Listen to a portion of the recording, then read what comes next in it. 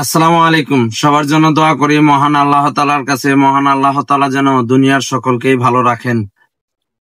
আজকে আপনাদের সম্মুখে পরিচিত একটা আলোচনা করব। আমাদের এই সোনার বাংলাদেশে ৯৫% মুসলমান থাকার দেশে, সে দেশে একজন পুরুষ মানুষ, তাকে কিভাবে ছোট করে কথা বলবো আমি বুঝতেছি না। সে নাকি সুধর্ষণ, আমার কাছে, আমি আমার ভাষায় বলতেছি, সুদর্শন পুরুষ আর কি।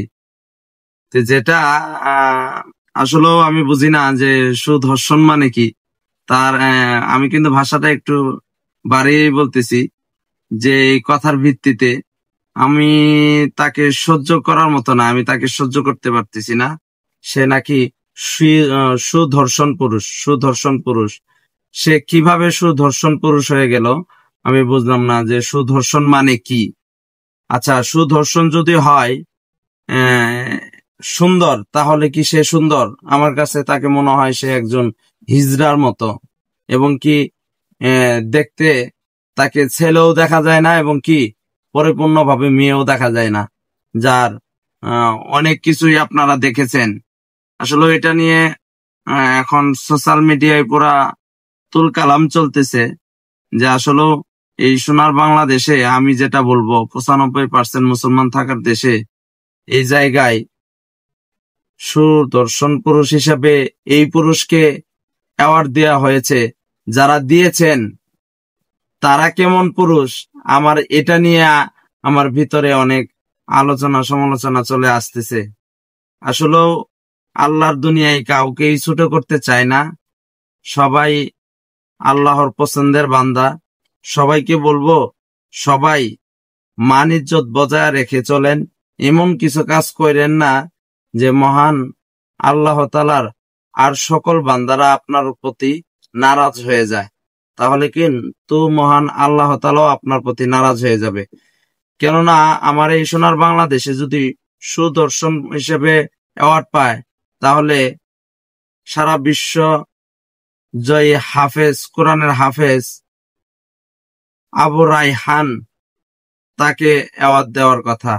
এবং কি আমাদের অনেক কোরআনের হাফেজ আছে সারা বিশ্ব জয়, তাকরিম থেকে শুরু করে আবু রায়হান, আরো অনেকেই আছেন যাদের কথা অনেকেই জানেন। অ্যাওয়ার্ড যদি দিতে হইতো তাহলে তাদেরকে দেওয়ার উচিত ছিল। তারা কিসের বিনিময়ে এই অ্যাওয়ার্ডটি এই একজন হিজড়ার হাতে উঠিয়ে দিলেন, আমি সেটা বুঝতেছি না। যদি আপনারা বুঝে থাকেন অবশ্যই আমার সঙ্গে কথাটি শেয়ার করবেন। আমি কোনোভাবেই সহ্য করতে পারতেছি না যে একজন হিজড়াকে সুদর্শন পুরুষ হিসাবে ঘোষণা করা হইল। তাই আসলে সকলকেই বলবো যে সবাই নিজ নিজ জায়গা থেকে প্রতিবাদ জানাবেন। এই সোনার বাংলাদেশে এই সময়ে এসে সুদর্শন পুরুষ হিসাবে একজন হিজড়া হতে পারে না। তো এই স্লোগানকে সামনে রেখে সবাই প্রতিবাদ জানাবেন, এবং কি মহান আল্লাহ তাআলার কাছে দোয়া করবেন যে মহান আল্লাহ তাআলা যেন আমাদেরকে হেদায়েত দান করেন, যেন আমরা নিজেকে সংশোধন করতে পারি, এবং কি তওবা করে মহান আল্লাহ তাআলার কাছে নিষ্পাপ হতে পারি, এবং কি নিষ্পাপ হয়ে ৩.৫ হাত মাটির নিচে চাইতে পারি ইনশাআল্লাহ।